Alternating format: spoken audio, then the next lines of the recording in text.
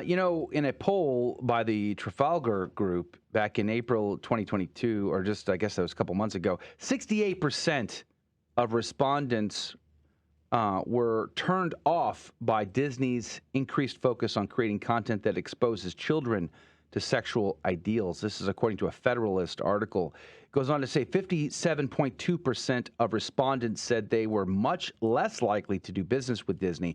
11% were less likely, and only 9.4% were more likely to do business with them. So their support base is crumbling here. And in fact, their stocks have been tanking. The last year has not been good for the Disney company.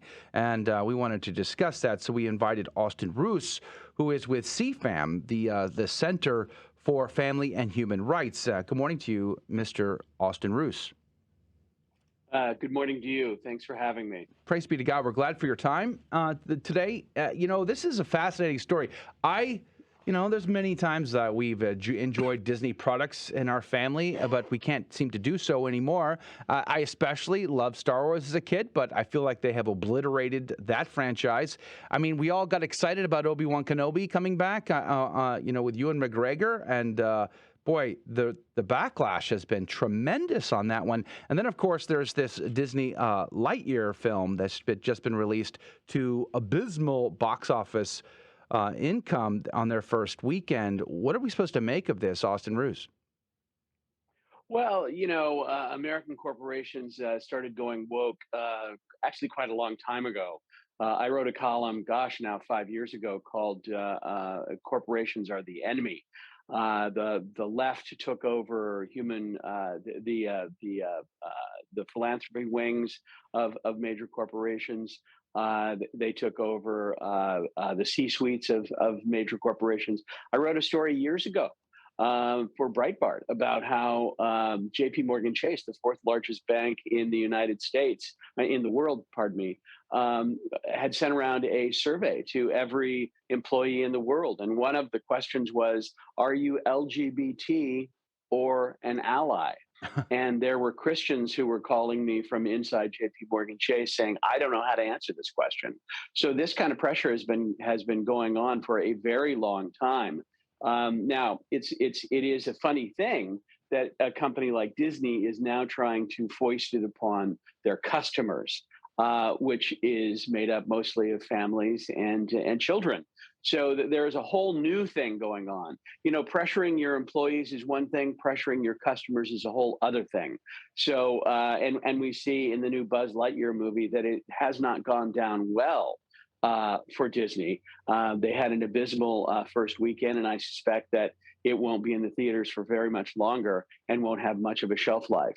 I mean, in the movie, they show two women getting married and kissing, and no parent wants to have their children see this kind of nonsense in the movies. So, and the word of mouth is terrible on this among their primary customer base. I find I'm always, I guess I'm a pessimist. I'm the glass half empty kind of a guy, I suppose, because I just assume that most of America or the majority of Americans are middle of the road, maybe lean just a little bit on this issue, maybe lean a little bit to the left. They're like, listen, I'm okay with my homosexual neighbor, friends, family members, and all of that, and I don't understand. But I find it fascinating that America seems to be trying to communicate to Disney on this. Hey, listen, this is not good. We don't want this. You need to stop.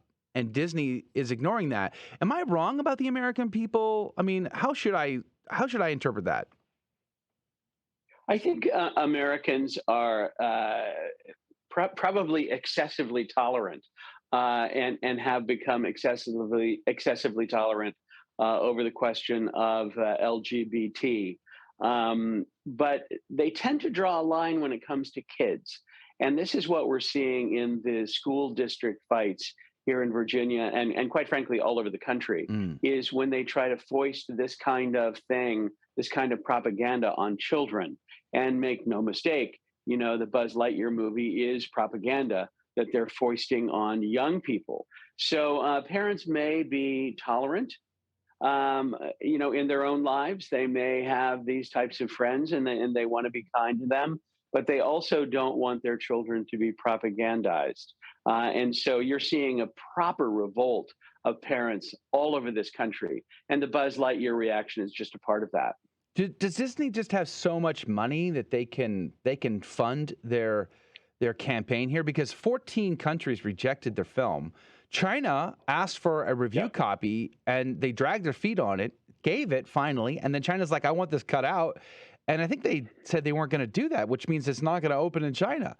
So, and that's a huge market for them. They did the same thing with the what was that Marvel film with all of the Eternals. Eternals. I mean, they decided they weren't going to edit that either. I mean, do they just have all the money that they can just afford to do this?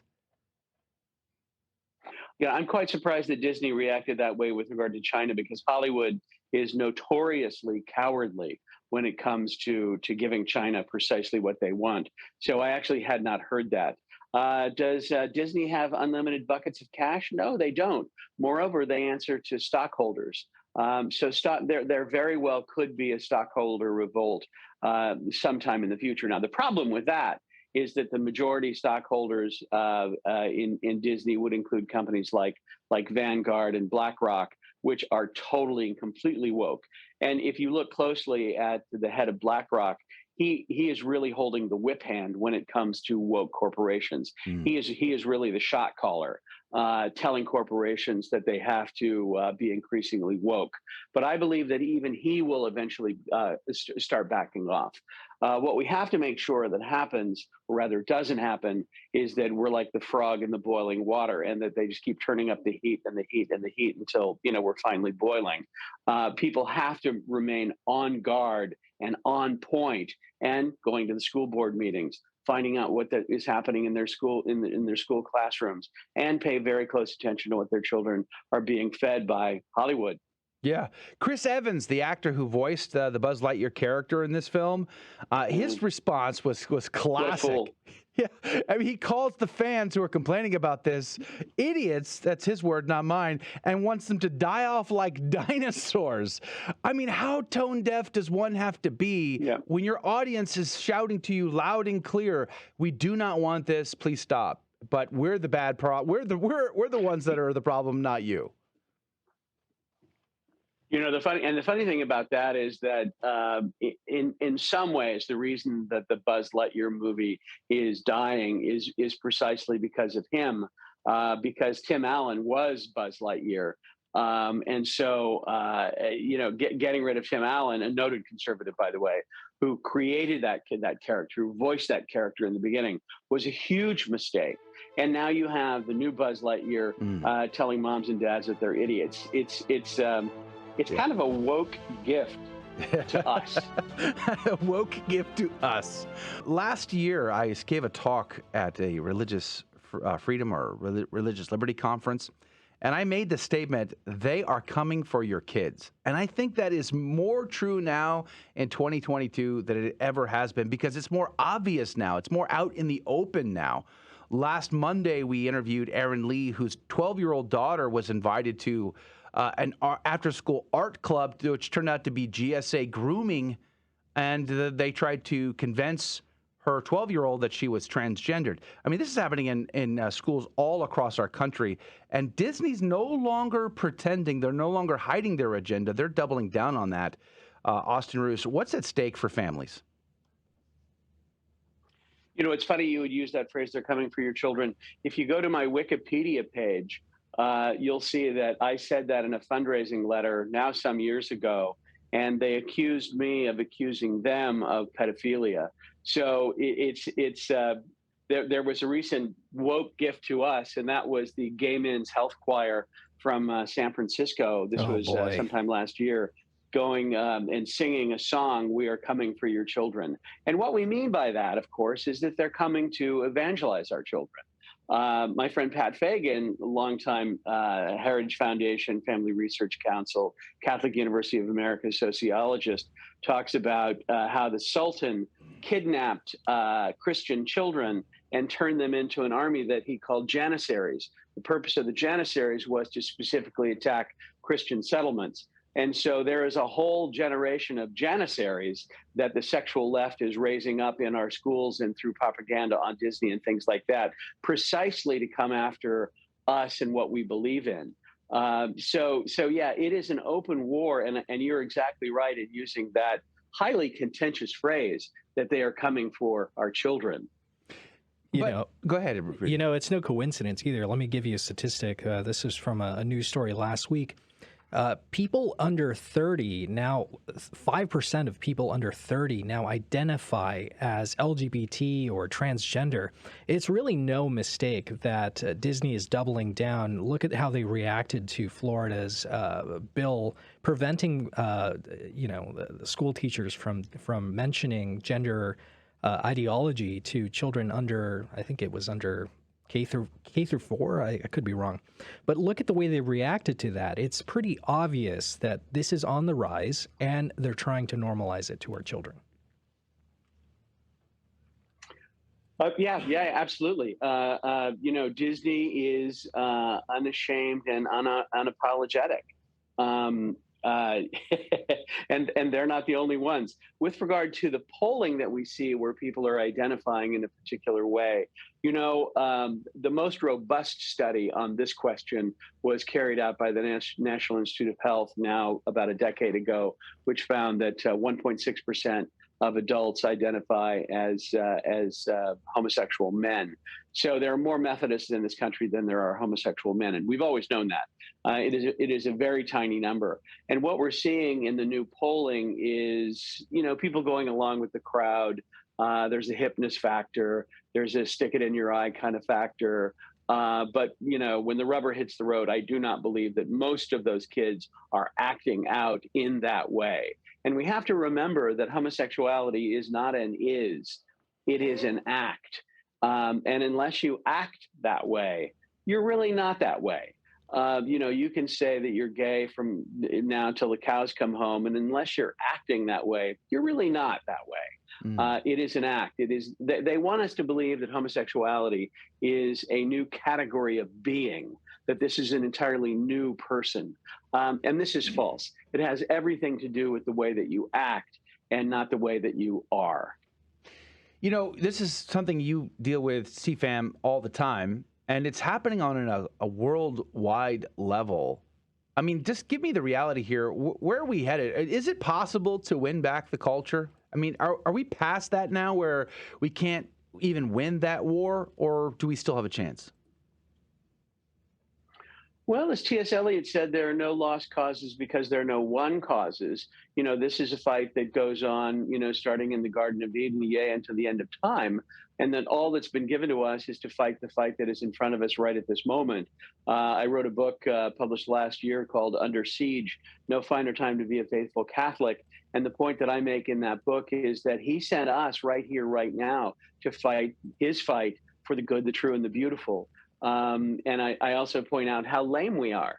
We're as lame as the apostles. Yet he sent them. So he knows what he's about. In this desperate time, who did he send? He sent the likes of us, which is awfully comical when you think about it. But and my joke is that he sent us because he wants all the credit, because we can't do this on our own. But golly, what a noble thing! What a noble thing that has been given us to do to fight this fight. So we should. I always tell people, don't be so concerned about wins and losses. Mm-hmm. Be concerned about fighting the fight. He'll take care of the wins and losses, but he needs us here on this earth carrying out his will. So golly, it's quite astounding that he sent us right here, right now. So do we as the faithful decide we have to boycott companies like Disney or JP Morgan Chase, which I fired, by the way. I was happy to do so.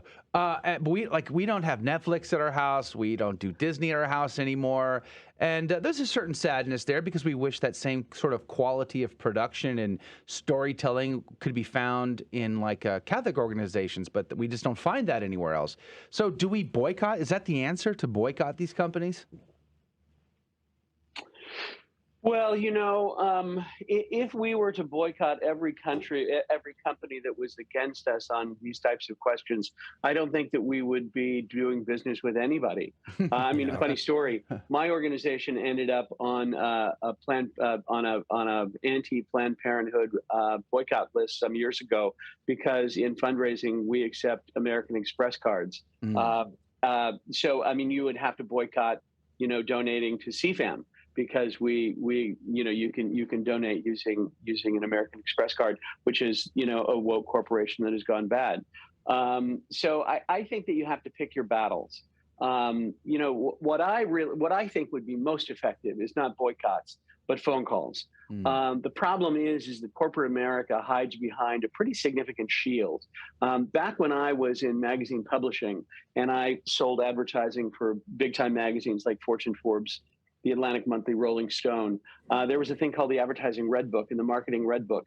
And the names and telephone numbers of the top marketing and C-suite people was in this book, and you could call their office. Wow. I have thought that I would subscribe to this and get a team of our own people. 100 phone calls into the CEO's office someplace would have much more effect than 100 people not going to the latest Disney movie. So it's something that I'm mulling over. I think that the most effective thing, and this is what the left does, is that they'll get 100 people to tweet mean things about an advertiser, and the advertiser will then drop off of the Tucker Carlson show. So it doesn't take very many people to make a pretty significant splash. So for me, it's mostly about tweets and phone calls rather than boycotts. Mm. So what's the biggest threat families face today then? And what should parents do to shore up their children? Well, I mean, the biggest threat, of course, is Satan, who is coming to us in many forms, certainly in the culture. We live here in Northern Virginia, and we circulate among a pretty widespread group of mission-oriented families.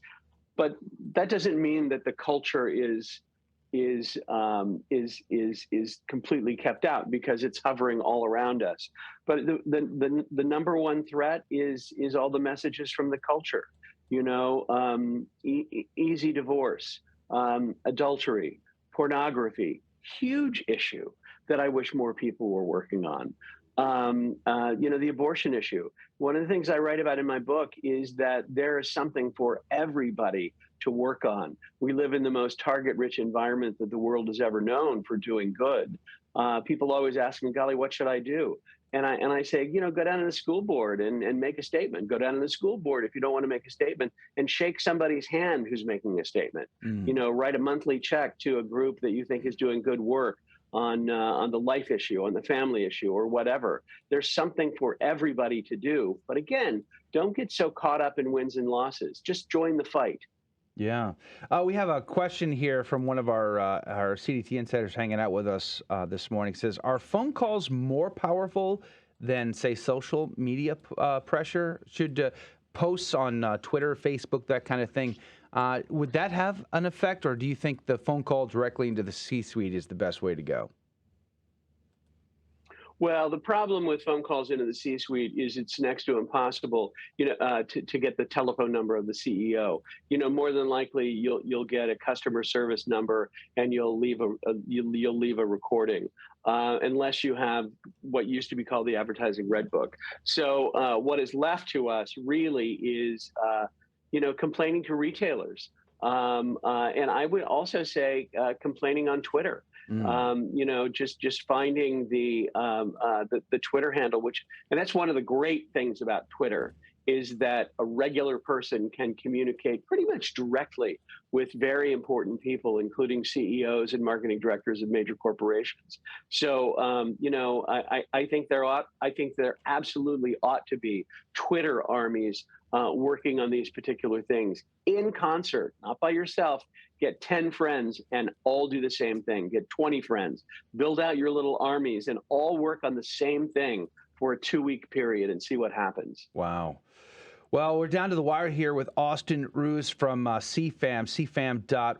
We're very grateful for your time today and talking about this issue. I hope and pray that more Catholic families make the very difficult decision to I don't know, cut some of this stuff out and send this message very clearly to these organizations that are doubling down, such as Disney is doing. And I think the major backlash from their audience ought to be a wake-up call, but I don't think it will be. So we'll have to see how that goes. But God bless you, Austin, for your time today. We're very grateful to you.